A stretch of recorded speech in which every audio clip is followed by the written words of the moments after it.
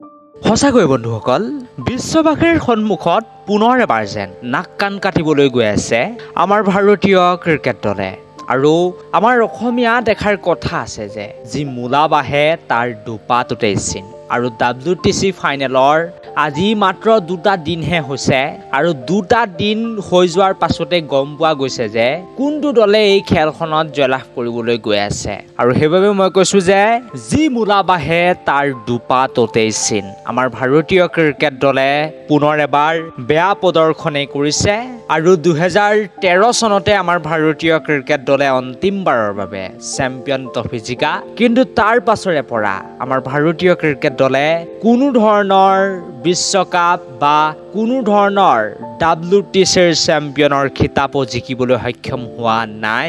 কিন্তু সৰু সৰু যিবিলাক খেল হয়, যিবিলাক পেটিএম T20 চিৰিজ হওক বা যিবিলাক ভিজা মাষ্টাৰ কাৰ্ড এনেকুৱা বিভিন্ন ধৰণৰ T20ৰ চিৰিজ অনুষ্ঠিত হয়, সেই T20 চিৰিজসমূহত আমাৰ ভাৰতীয় ক্ৰিকেট দলে খুব ভাল খেলে। কিন্তু যেতিয়াই ডাঙৰ ডাঙৰ খেল আহি যায় তেতিয়াই তেওঁলোকে খেলিব নোৱাৰা হৈ যায়। আৰু এইটো এতিয়াৰ পৰা নহয়, প্ৰায় 2013 চনৰ পৰা চলি আহিছে। আজি 10টা বছৰ পাৰ হৈ গৈছে আৰু আজিৰ দিনটোতো WTCৰ ফাইনেলত বেয়া বেটিং অব্যাহত ৰাখিছে আমাৰ ভাৰতীয় ক্ৰিকেট দলে। আৰু খেলখনৰ বিষয়ে মইনো ইমান কি ক'ম, আপোনালোকে হয়তো গম পাইছেই কি হৈছে।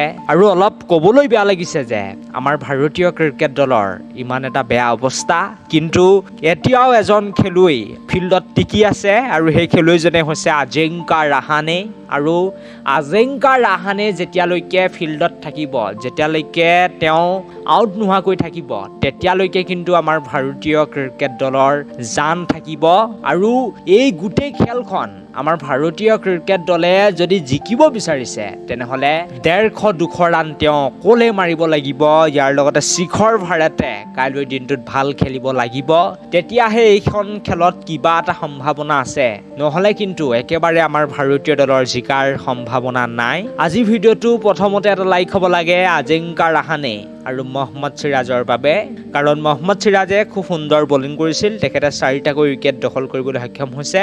লগতে আপোনালোকে এনেকুৱা ধৰণৰ যদি সুন্দৰ সুন্দৰ খবৰ বাতৰি লাভ কৰিব বিচাৰিছে তেতিয়াহ'লে চেনেলটো ছাবস্ক্ৰাইব কৰি ল'বলৈ নাপাহৰিব।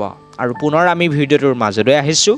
আৰু প্ৰথমতেই যেতিয়া খেলখন আৰম্ভ হয় তেতিয়া অষ্ট্ৰেলিয়াৰ দলটিয়ে বেটিং কৰিবলৈ আহিছিল, কিন্তু কালিৰ দিনটো শেষ হোৱালৈকে অষ্ট্ৰেলিয়াৰ দলে 327 ৰান সংগ্ৰহ কৰিছিল, মাত্ৰ 3টা উইকেট হেৰুৱাই। কিন্তু মই প্ৰশংসাৰে উপচাব লাগিব এজন বলাৰক, সেইজনে হৈছে মহম্মদ চিৰাজ। তেখেতে খুব সুন্দৰ বলিং কৰিলে। ইয়াৰ লগতে মহম্মদ ছামিয়ে 2টা, শাৰ্দুল ঠাকুৰে 2টা আৰু জাদেজাই 1টা উইকেট লাভ কৰে বাবেই অষ্ট্ৰেলিয়াৰ দলটিক 469 ৰানতে অল আউট কৰিবলৈ সক্ষম হয়। আৰু আমাৰ ভাৰতীয় দলে যেতিয়া বেটিং কৰিবলৈ আহিছিল তেতিয়া দুজন খেলুৱৈৰ ওপৰত বহুত বেছি ভৰসা কৰা হৈছিল। এজন হৈছে ৰোহিত শৰ্মা, দ্বিতীয়জন হৈছে শুভমান গিল। কাৰণ শুভমান গিলটো বহুত বেছি জবৰদস্ত ফৰ্মত আছিল IPLত, কিন্তু হঠাৎ WTC যেতিয়া খেলিবলৈ গ'ল তেতিয়াই তেখেতৰ ফৰ্ম নাইকিয়া হৈ গ'ল।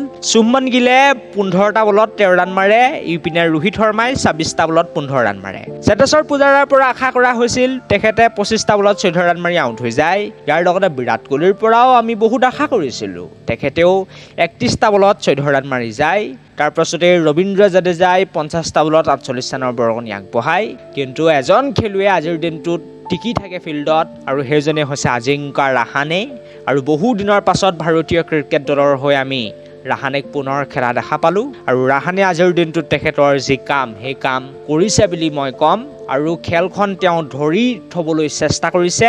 আৰু এতিয়া মেইন মানুহ কেৱল ajinkya rahane। আৰু ৰাহানে যদি ভাল বেটিং কৰে তেতিয়াহে আমাৰ ভাৰতীয় দলে এইখন খেলত জয়লাভ কৰিব পাৰিব। আৰু দ্বিতীয়টো ইনিংছত যেতিয়া অষ্ট্ৰেলিয়াৰ দলে বেটিং কৰিবলৈ আহিব তেতিয়া আমাৰ ভাৰতীয় দলৰ বলাৰসকলে ভাল বলিং কৰিব লাগিব, সোনকালে আউট কৰি পঠাব লাগিব, তেতিয়াহে আমাৰ ভাৰতীয় দলে WTCৰ ফাইনেল খেলখন জিকিব পাৰিব। নহ'লে কিন্তু এইখন খেল কোনো পধ্যেই জিকিব নোৱাৰে। আৰু বৰ্তমান সময়ত আমাৰ ভাৰতীয় দল বহুত বেছি বিপদত বুলি মই ক'ম। আৰু খেলখন ড্ৰ হোৱাৰ সম্ভাৱনা একেবাৰে কম আছে। 60% অষ্ট্ৰেলিয়া দলটি বৰ্তমান সময়ত জিকাৰ সম্ভাৱনা আছে। ইয়াৰ লগতে 20% খেলখন ড্ৰ হোৱাৰ সম্ভাৱনা আছে। আৰু মাত্ৰ 20%হে আমাৰ ভাৰতীয় দলটি এই খেলখনত জিকাৰ সম্ভাৱনা আছে। ইমানতে আজিলৈ ভিডিঅ'টো সামৰণি মাৰিছোঁ।